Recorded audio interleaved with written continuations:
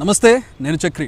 Movie artist association మా రగడ ఇంకా కొనసాగుతుంది. కొద్ది రోజుల క్రితం హేమ గారు ప్రెసిడెంట్ నరేష్ గారి మీద తీవ్రమైనటువంటి ఆరోపణలు చేశారు. దానికి వివరణ కూడా ఇచ్చారు నరేష్ గారు. తాజాగా చిరంజీవి గారు కృష్ణరాజు గారికి లేఖ రాశారు.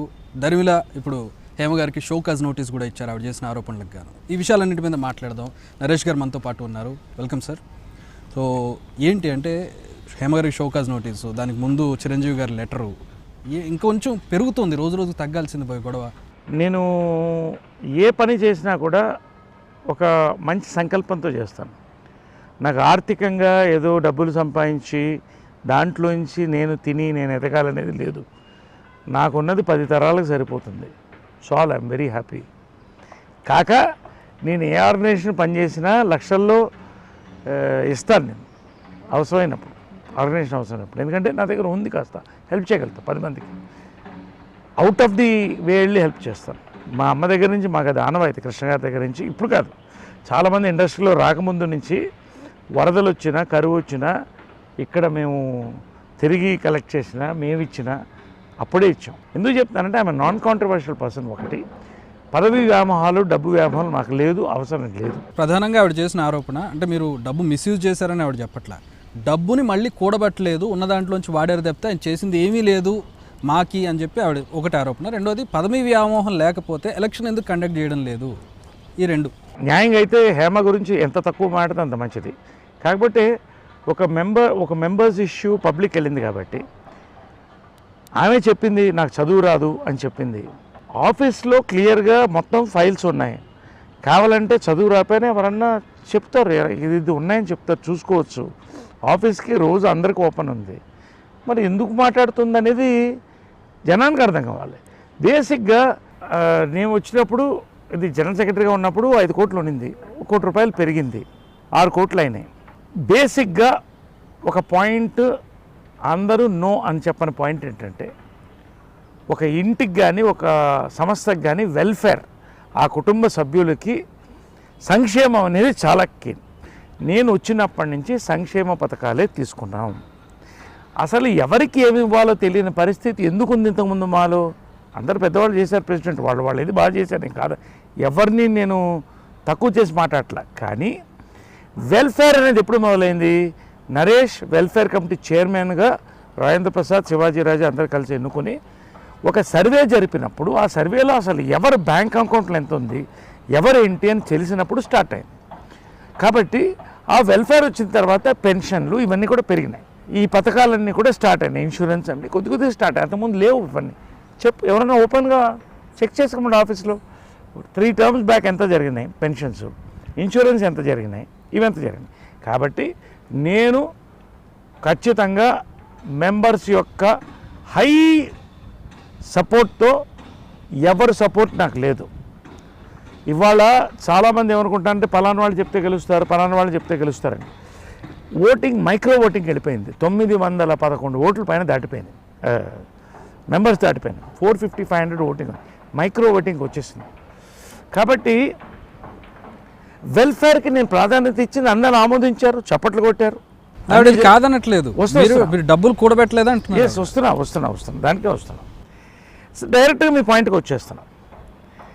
ఈ సంవత్సరం స్టార్ట్ అయిన తర్వాత 1 ఇయర్ అయింది. ఈ 2 ఇయర్స్ అయిపోవచ్చింది మాకు టర్మ్. కరోనా 1 ఇయర్ మనల్ని అందరినీ పీడించింది, మనకే భోజనాలు లేవు. ఆ పరిస్థితిలో డబ్బులు కూడబెట్టడం, మరి మీరు కూడబెట్టండి, మరి కూడబెట్టి ఇవ్వచ్చు కదా, నాకు కాదు కదా ఇచ్చేది, ఎవరన్నా ఇస్తే మాకే కదా ఇచ్చేది. కానీ నేను సొంతంగా 14 లక్షల రూపాయలు నా డబ్బులు ఇచ్చాను మెంబర్స్కి. అది గొప్పగా చెప్పుకోవట్లా. అన్నమో రామచంద్ర అన్న పరిస్థితి, నా కళ్ళల్లో నీళ్లు తిరిగింది ఒక్కొక్క కథ వింటుంటే టీవీల్లో. మీరు అడగండి, 10,000 రూపాయలు 48 అవర్స్లో బ్యాంకులో ఇస్తే చిరంజీవి గారు ఫస్ట్ ఫోన్ చేశారు నాకు. కానీ నరేష్ చాలా మంచి పని చేసావు, కంగ్రాచులేషన్. ఆయన పంపించిన సర్టిఫికేట్ ఇక్కడే ఉంది. చాలా నీ కాంట్రిబ్యూషన్ మెచ్చుకుంటున్నాను. ఎందుకంటే 1,00,000 రూపాయలు ఆయన CCC కూడా ఇచ్చాను. నేను ఎక్కడ ఆర్గనైజేషన్ పెట్టలేదు, సపరేట్గా ఏమీ చేయలేదు. మా నుంచి కాకుండా నేను ఇండివిజువల్గా ఇచ్చాను. నా ఆరోపణ ఏంటంటే మీరు ఇచ్చే డబ్బులు మీకు నచ్చిన వాళ్ళకి ఇచ్చుకుంటారు. నాకు ఇచ్చిన వాళ్ళు నేను ఇచ్చుకోవడానికి జీవిత పక్కన ఒక టైగరెస్ ఉంది, మా పక్కనే ఒక శివంగి ఉంది, రాజీవ్ కనకాల లాంటి భీష్మాచార్యుడు లాంటి వాడు ఉన్నాడు. నేను సంతకం పెడితే 10,000 వస్తుందండి. రాజీవ్ నేను కలిసి సంతకం పెడితే ₹1,00,000 రిలీజ్ చేయొచ్చు. అంత పైన రిలీజ్ చేయాలంటే 3 సంతకాలు కావాలి. అంటే మేము 3 మాకు కావాల్సిన వాళ్ళకి ఇచ్చుకున్నామా? Prove it. ఇప్పుడు నేను కోర్టుకు వెళితే డిఫమేషన్ కేసు వేస్తే అతలాకుతలం అవుతుంది మనిషి. కానీ నేను చేయను. ఇప్పట్లో నేను ఆలోచిస్తాను ఏం చేయాలి. ఎందుకంటే పెద్దల నిర్ణయానికి ఇప్పుడు వదిలిపెడుతున్నా ప్రస్తుతం. కాబట్టి లెటర్ ప్రూవ్ ఇట్. డబ్బులు కూడా పెట్టలేదు ఎలా చెప్తున్నారు మీరు? ఒక కరోనా పీరియడ్లో మీరు ప్రోగ్రాం పెట్టగలుగుతారా? మేము పెట్టగలుగుతామా? కానీ ఆ టైంలో మనకి ఏది అవసరం? మెంబర్స్ ప్రాణాలు కాపాడుకోవడం అవసరం. మెంబర్స్ ప్రాణాలు కాపాడుకోవడం కోసం ఫస్ట్ టైం చరిత్రలో ఎవరి టర్మ్లో చేశారో మీరు చెప్పమనండి. ఒక 26 లక్షలు ఎంతో ఖర్చు పెట్టి 731 ఫ్యామిలీకి లైఫ్ ఇన్సూరెన్స్ చేశాం. 16 కుటుంబాల్లో చనిపోతే గుండు హనుమంతరావు గారు, నర్సింగ్ యాదవ్, దేవదాస్ కనకల గారు ఇలాంటి వితిన్ 24 hours 3 lakhs అందించాం. ఆ 3 lakhs మానించి ఇవ్వలేదు కదా. కట్టిన ₹300, ₹500 ఇన్సూరెన్స్కి ఒక్కొక్క మనిషికి 731 కుటుంబాలకు రక్షణ కల్పించాం. దాంట్లో నుంచి 3 లక్షలు వెళ్ళినాయి. ఆ కుటుంబాలు ఆ టైంలో దాని మీద ఎంతో స్పందించారు, వాళ్ళు సంతోషం అని.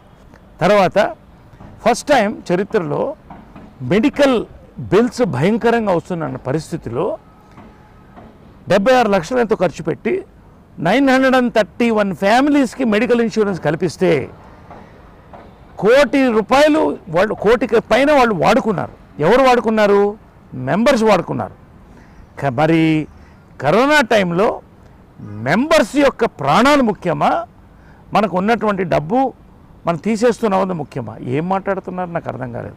పెన్షన్లు 1000 నుంచి 6,000 చేసాం. 33 మందికి పెన్షన్లు వెళ్తున్నాయి, బతుకుతున్నారు దాని మీద. మేము ఈ పెన్షన్లన్నీ కూడా స్పష్టంగా చెప్తున్నాం, చెక్ చేసుకోండి. వచ్చే ఇంట్రెస్ట్ మీద తీస్తున్నాం కానీ ఫండ్ నుంచి తీయలేదని చెప్తున్నాం కదా.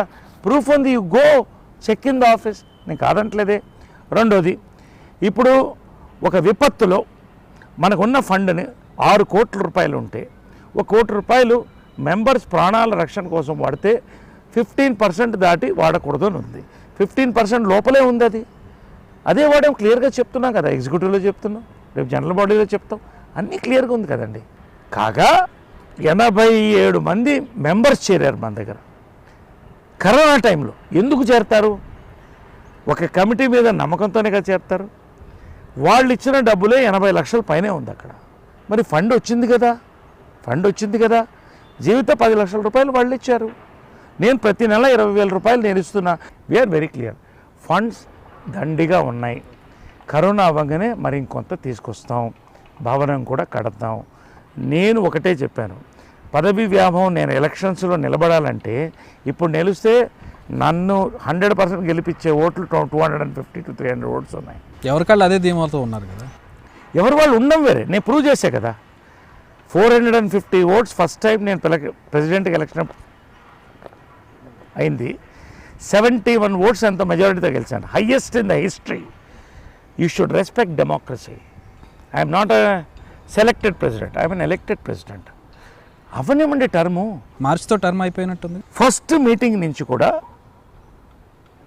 అసలు వర్క్ జరగనివ్వలేదని జీవితాన్ని చెప్తుంది. నేను చెప్పలా, వీళ్ళే చెప్పారు. ఎందుకు జరిగింది అది? ఫ్యాక్షన్స్ ఏర్పడినాయి. ఫ్యాక్షన్స్ ఎప్పుడు ఏర్పడతాయి అంటే కరువు ఉన్నప్పుడు, లేకపోతే ఎక్కువ డబ్బు ఉన్నప్పుడు ఏర్పడతాయి.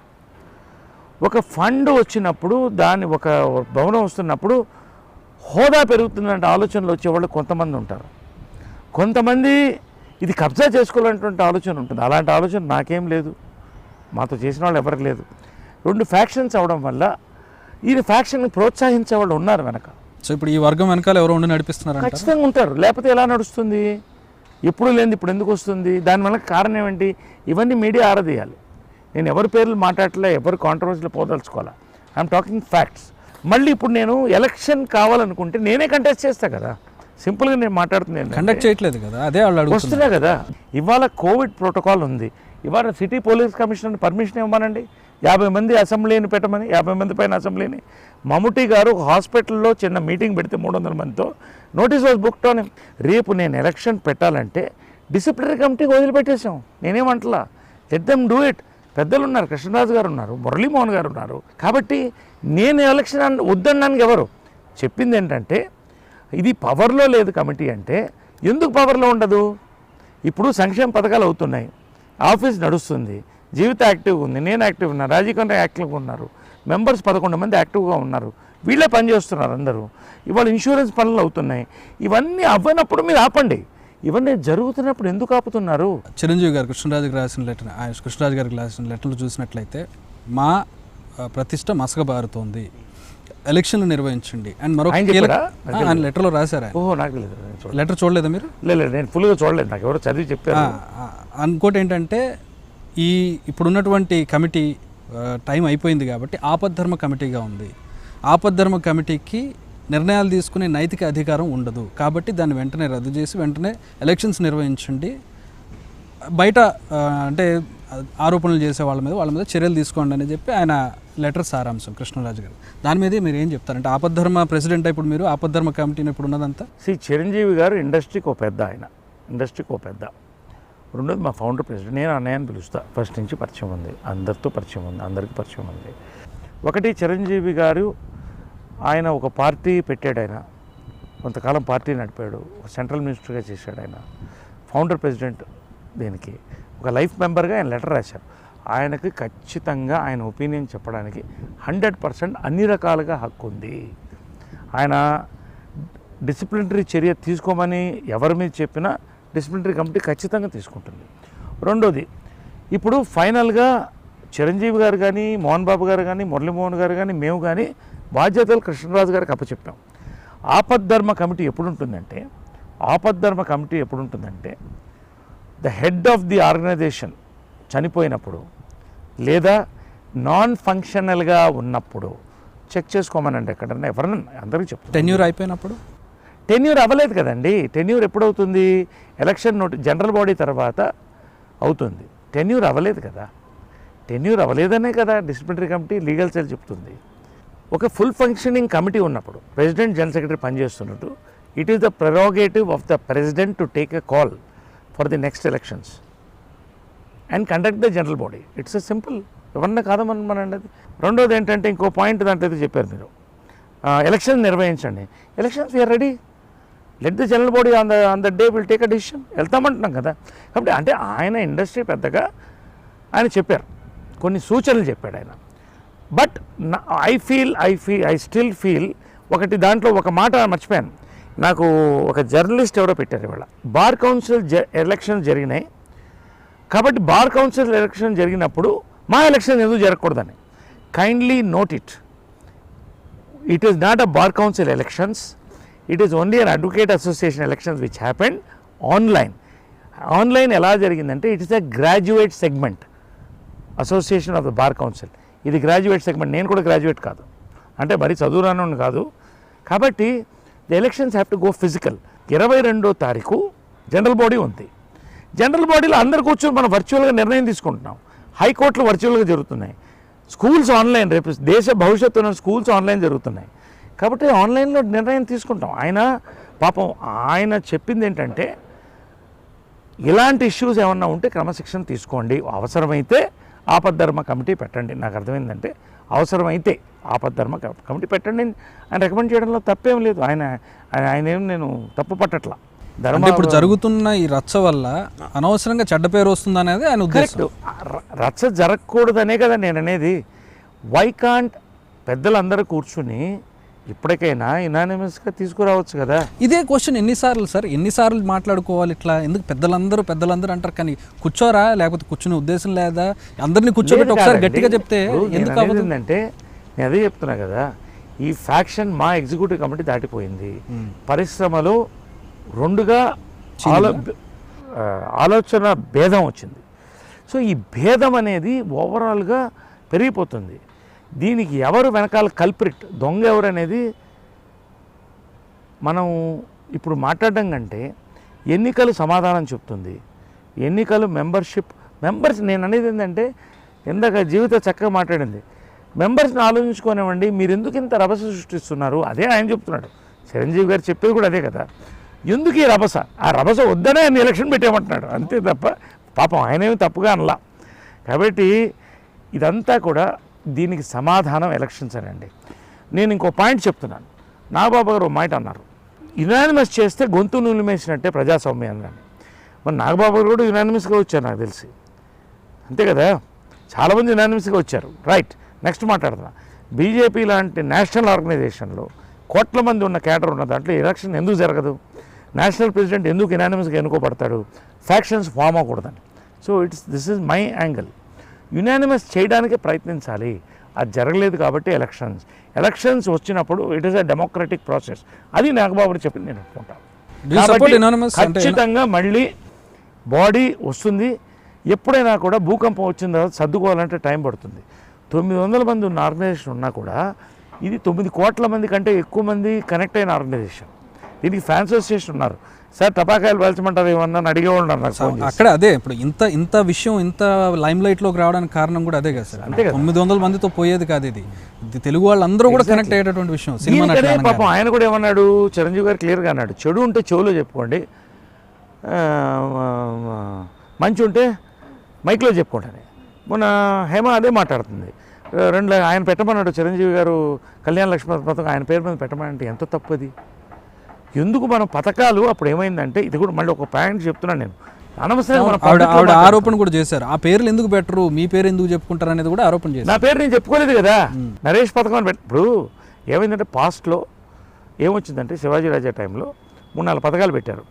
చిరంజీవి కళ్యాణ లక్ష్మి పథకం, విజయ నిర్మల పెన్షన్ పథకం, ఏఎన్ఆర్ చదువుల పథకం, ఇలాంటిది ఏదో 4 పెట్టారు. నేను క్లియర్గా ఏం చెప్పానంటే, చాలామంది మేము శ్రీకాంత్ యువతకి సహాయ పథకం ఇలాంటివి పెట్టారు. శ్రీకాంత్ అనే ఆయన one of the heroes, is office bearer. అప్పుడు ఇలా ఉన్నప్పుడు కాంట్రవర్సీ అవుతుంది, దయచేసి అందరి పేర్లు తీసేద్దాం అనేదే ఎలక్షన్లో పాయింట్ పెట్టాం. దానికి ఆమోదించే మెంబర్స్ ఓటేసారు కాబట్టి గెలిచాం. ఒకళ్ళ పేరుతో పథకం ఎందుకు, ఎవరన్నా డొనేట్ చేయొచ్చు. చిరంజీవి గారు ఉన్నారు, చక్కగా ఆయన ఒక ఆర్గనైజేషన్ పెట్టారు, ఆయన ₹1 డొనేట్ చేశాడు. నేను కూడా ₹1,00,000 ఇచ్చాను, మహేష్ బాబు ఇచ్చాడు, దానికి ప్రభాస్ ఇచ్చారు, అందరు కలిసి ఆర్గనైజేషన్ సపోర్ట్ ఇచ్చారు. మరి ఆయన పేరు మీద జరుగుతుంది కదా. ఇప్పుడు ఆయన పేరు మీద ఏం పెట్టుకోవట్లేదు పథకాలు. కాబట్టి పథకాలు ఎవరి పేరు మీద వద్దనేది దానికి ఆమోదం చేసే ఓటేశారు. కాబట్టి దాన్ని ఇప్పుడు కొత్తగా మాట్లాడుతుంది ఆయన. నేను అడిగాను కూడా, ఎందుకు పెద్దవాళ్ళ పేరు తీస్తున్నావు, చిరంజీవి గారి పేరు ఎందుకు తీస్తున్నావు దీంట్లో, ఆయన ఏమో నీకు చెప్పన్నాడని అడిగాను నేను డైరెక్ట్గా. కాబట్టి మనం తీయకూడదండి. మీడియాకి పోవడం ఎందుకంటే, ఇప్పుడు నేను ఎందుకు వస్తున్నాను మీడియాకి, ఎవరినో దూషించడానికి ఎవరినో తిట్టడానికి కాదు, పని జరిగింది దీనికి కాదనమని. దీనికైనా క్లారిఫికేషన్ నేను ఏంటంటే, పని జరగలేదంటే దమ్ముంటే కోర్టుకు పొండి, లేదా వద్దు కోర్టు వరకు పోవద్దు, మనం రండి డిసిప్లినరీ కమిటీకి, మీరు ఫ్యాక్ట్స్తో చెప్పండి, ఊరికి ఇది మానేయండి, ఇది తీసేసేయండి అంటే 1 month లోపల ఎందుకు మనకింత తొందర, ఎందుకు పెద్దవాళ్ళని ఇబ్బంది పెడుతున్నాం, ఎందుకు మెంబర్కి హింస పెడుతున్నాం, ఎందుకు మీడియాలోకి వెళ్ళి మనం ఆభాస్ పాలవుతున్నాం? మాట్లాడేవాళ్ళు చెప్పాలి. దాన్ని మాట్లాడడానికే మొన్న జీవితాన్ని మేము కూర్చొని మాట్లాడాం. ఇప్పుడు నేను చెప్తున్నాను, కొంతమంది మెంబర్స్ మాట్లాడుతున్నారు. Don't go to the media. రెండోది డిసిప్లినరీ కమిటీ యాక్షన్ అంటారా, ఖచ్చితంగా చిరంజీవి గారు కూడా అదే రికమెండ్ చేశారు. He's recommended disciplinary committee action. So మేము కూడా రాసి పంపించాం రికమెండ్ చేస్తూ. ఆ నిర్ణయం హేమ మీద వాళ్ళనే తీసుకుంటాం, మేము తీసుకోవట్లేదు. దీని మీద షోకాజ్ నోటీస్ ఇచ్చారు. షోకాజ్ నోటీస్లో 3 రోజుల్లో సమాధానం చెప్పమన్నారు. ఆవిడ చేసిన మరో కీలక ఆరోపణ సార్, 15 లక్షల రూపాయలు గవర్నమెంట్కి సంబంధించి యాడ్ సేవ్ చేశారు, అవి ఇందులోంచి డబ్బు ఖర్చు పెట్టకూడదు, మా వాళ్ళు చేయకూడదు, అలాగా ఎందుకు చేశారు నాకు తెలియదు అని చెప్పి చివరిలో ఆవిడ చేసిన ఆరోపణ. ఫస్ట్ ఎగ్జిక్యూటివ్లో అందరు తీసుకున్న ఆమోదం, అది అందరు యాక్సెప్ట్ చేసిన తర్వాతే గవర్నమెంట్ ఏంటి, ఇవాళ తెలంగాణ గవర్నమెంట్ చాలా సపోర్టివ్గా ఉంది. మాకేం చెప్పారు, మీకు కళ్యాణ లక్ష్మి మీకు ఖర్చు పెట్టొద్దండి, పాపం మీరు ఎందుకు ఖర్చు పెడతారు, మేము ఇస్తాం. ఇళ్ళు అది కూడా ఇప్పుడు బయటకు వస్తున్నాయి, ఇప్పుడు మాట్లాడతాను నేను. ఇప్పుడు అందరూ కూర్చొని మాట్లాడినప్పుడు కాల్ ఫర్ చేశాం, ఎవరెవరు చేస్తారంటే ఎవరు రాలేదు. అశోక్ కుమార్ 2-3 వస్తే అందరూ ఆమోదంతో చేశారు. చేసిన తర్వాత ఇది ఎవరో లీక్ చేసి దీన్ని ఈ రకంగా తిప్పారు. అక్కడి నుంచే ఫ్యాక్షన్లు నడుస్తున్నాయని నేను చెప్తున్నా కదా. అందరి నిర్ణయం ఏంటంటే, ప్రభుత్వం మనకింత చేస్తున్నప్పుడు మనం ప్రభుత్వానికి ఎలక్షన్ చేయట్లేదు, సంక్షేమ పథకాలు చేయడం తప్పే ఉంది అని పెట్టాం. పాపం దానికనే జీవిత 10 లక్షలు డొనేట్ చేసింది. మీకు అర్థమైందా? అది అమౌంట్ కూడా ఇచ్చేసాం కదా, ఇది ఆరోపణ లేదు. పోనీ అట్లా ఇచ్చినా కూడా తన మాట నేను జనరల్ సెక్రటరీగా నా బాధ్యత అని వాళ్ళిద్దరు భార్యాభర్తలు వాళ్ళు నిలబెట్టుకున్నారు. బ్యాలెన్స్ ఏమైనా ఉంటే నేను చేస్తా. కాబట్టి ఇవాళ ఈ పథకాలన్నీ ఆగిపోయినాయి. దీనికి బాధ్యులు ఎవరు? దీనికి బాధ్యులు సమానం చెప్పాలి. ఈసారి కమిటీ వస్తే ఎవరు బాధ్యులు?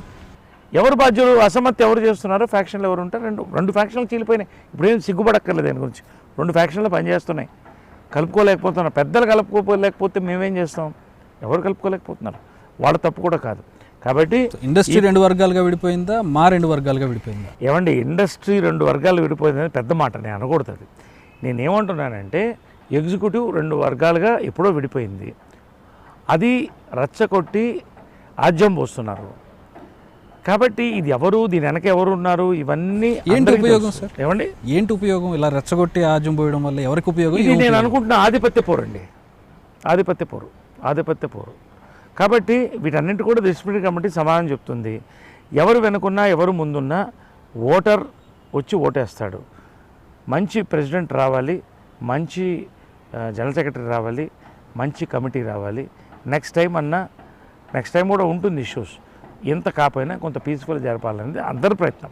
ఇప్పుడు మంచు విష్ణు గారు నేను బిల్డింగ్ ఇస్తాను, దానికి డబ్బు నేను ఇస్తాను, ఎనానిమస్గా చేద్దాము అని కూడా అన్నారు ఆయన. ఆ ప్రపోజల్ పట్ల మీ ఒపీనియన్ ఏంటి?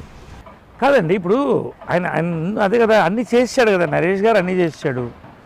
వెల్ఫేర్లో ఇంతకంటే ఏం చేస్తారు మీరు? కాబట్టి భావన ఒకటి ఎందుకు మీరు కొట్టుకుంటారా అన్నాడు ఆయన. మనం అంతా కలిస్తే చేయలేమా? నేను ఇస్తాను అన్నాడు. ఇస్తాడు, ఆయన ఇవ్వగలుగుతాడు. బాలకృష్ణ ఆయన వెంటనే సపోర్ట్ ఇచ్చాడు. నేను ఇస్తాను, ఐ విల్ డూ ఇట్. ఇంకొంతమంది ముందుకు వస్తారు, చేసేయచ్చు. చివరిగా ఒక ప్రశ్న, అంటే ఎప్పుడు అడిగే ప్రశ్న మళ్ళీ ఒకసారి, ఎందుకు ఇండస్ట్రీలో ఇన్ని సమస్యలు? ఎందుకు ఇలా రచ్చకెక్కాల్సిన అవసరం ఏంటి? ఎందుకు కళామ తల్లి అందరూ కళామ తల్లి బిడ్డలే అందరూ ఒకటిగానే ఉంటున్నామని ఒకే కుటుంబం అని చెప్పినప్పటికీ కూడా ఎందుకు ఇలా నలుగురిని కూర్చోబెట్టి మాట్లాడితే అయిపోయేటటువంటి సమస్య కోసం ఎందుకు ఇన్ని రోజులు ఇన్ని సమస్యలు?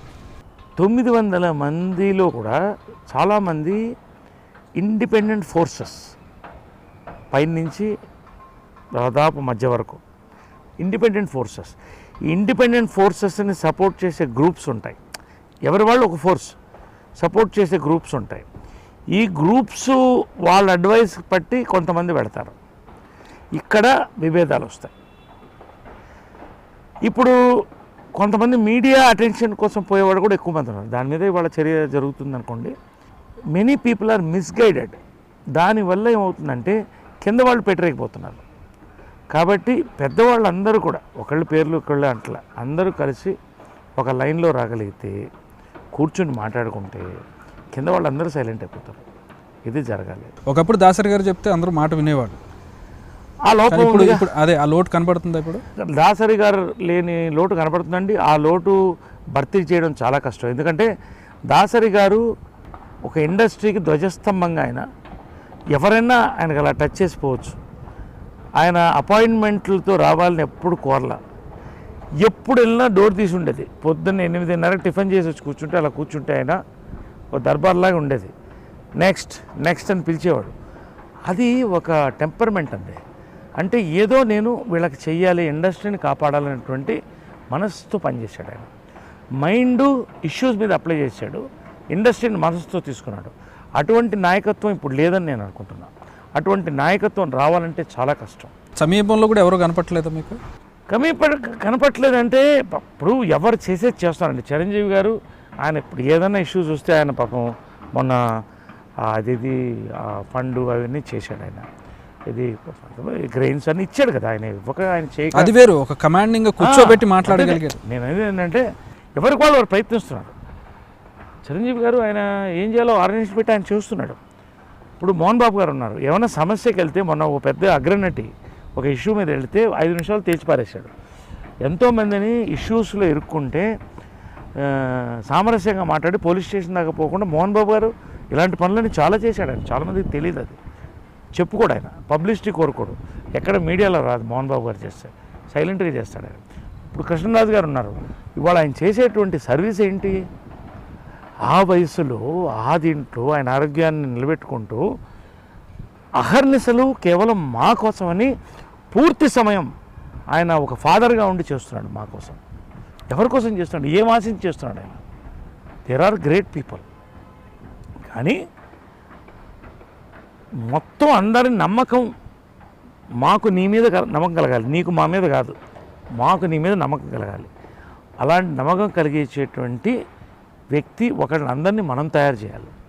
పెద్దవాళ్ళందరూ కలిసి తయారు చేసి అందరూ ఆమోదించి it is very difficult task. ఒక్కళ్ళ మీద నమ్మకం కలగాలి అందరికీ. అది రావాలి, అది రావాలనేదే నా మనస్ఫూర్తిగా నా ప్రార్థన. ఈ సమస్యలు ఇకనైనా తీరిపోవాలని కోరుకుందాం సార్. సమస్యలు ఎప్పుడు తీరవండి. నేను అనేది ఏంటంటే ఒక కుటుంబం ఉన్నప్పుడు, ఒక సంస్థ ఉన్నప్పుడు సమస్యలు తీరవు. సమస్యల్ని తీర్చే దిశగా అందరం ఆరోగ్యకంగా మైండ్తో కాకుండా మనసుతో పనిచేయాలి. స్వార్థం లేకుండా, చెంచాగిరి లేకుండా క్యాడర్ని తయారు చేయాలి. ఈ క్యాడరు ఎవరొక్కరి వెనకాల కూర్చోకుండా మా వెనకాల ఉండాలి. ఇవన్నీ జరిగినప్పుడే వస్తాయి. అయినా సమస్యలు లేకుండా ఏ సంస్థ ఉండదు.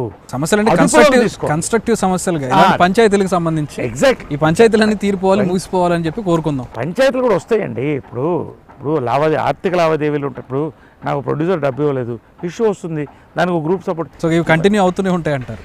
ఇవన్నీ ఉంటాయండి. నేను అనేది ఏంటంటే మా ఆర్గనైజేషన్ సంబంధించి దయచేసి నాతో సహా నేను చెప్పుకుంటా, దీన్ని రోడ్డు మీద మనం పెట్టద్దు. ఎందుకు? మన హేమగారు మాట్లాడేది గురించి చెప్తున్నాను. I'm requesting as a brother, నాలుగు గోడల మధ్యలో తేల్చుకుంటే as a brother I'm requesting Hema ఇప్పుడు కూడా. లాస్ట్ ఇంకోటి చెప్తాను, నరేష్ కలుపుకుపోవడం అంటే జోకర్ ఒకళ్ళే చెప్తారు, జోకర్సే చెప్తారు, జోక్ చేస్తారు, జోక్. ఎందుకంటే ఇండస్ట్రీలో పుట్టి పెరిగినోడు నేను, అందరికీ అజాత శత్రువు. ఏ క్యాంప్ అన్నా దాటి వెళ్ళగలంటే నా మనసు క్లియర్గా ఉంటుంది కాబట్టి ఏ క్యాంపులోకి వెళ్ళని మాట్లాడగలిగిన ఇది నాకుంది. కాబట్టి ఇక్కడ 10 మందిని కలుపుకోలేదు అంతే. అంటే మిగతా 900 మంది కలుపుకున్నాను కదా, 450 మంది ఓటేశారు కదా, వాళ్ళు మెజారిటీని గెలిపించారు కదా. కాబట్టి వీళ్ళందరినీ కలిపిపోయారు. మీ 10 మంది నాతో కలవట్లేదు అంతే కదా. మీ 10 మంది ఏంటో మెంబర్స్ నిర్ణయిస్తారు, డిసిప్లినరీ కమిటీ ఆలోచిస్తుంది. నాకెందుకు? నేను ఆరోగ్యకరమైన వాతావరణంలో ఉంటాను, ఎప్పుడు ఇలా నవ్వుతూనే ఉంటాను, నాకు టెన్షన్ ఉండదు ఎప్పుడు. కాబట్టి I'm ready to face anything.